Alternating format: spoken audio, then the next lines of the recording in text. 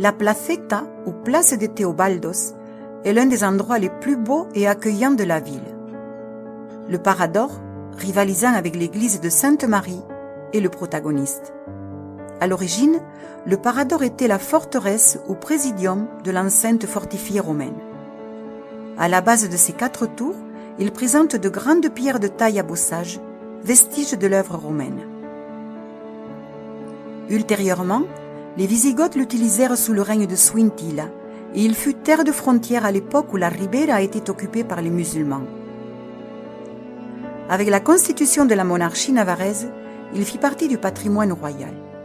Depuis le début du XIIIe siècle, il fut fréquenté par Sanche VII le Fort, ainsi que par la monarchie de la Maison de Champagne avec Théobaldo Ier et Théobaldo II, et plus tard la Maison de France et d'Évreux, notamment Charles II, qui se sont chargés de l'améliorer et de le rendre plus confortable et habitable. Il est aujourd'hui connu sous le nom de Vieux Palais ou de Palais des Théobaldos.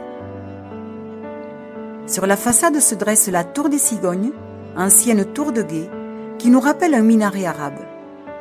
2 magnifiques baies vitrées gothiques du XVe siècle s'ouvrent sur le mur et la porte d'entrée est une œuvre maniériste du XVIe siècle. Depuis 1966, il fait partie du réseau des Paradors. Cerco de Dentro. La place de Teobaldos est le cœur du Cerco de Dentro médiéval.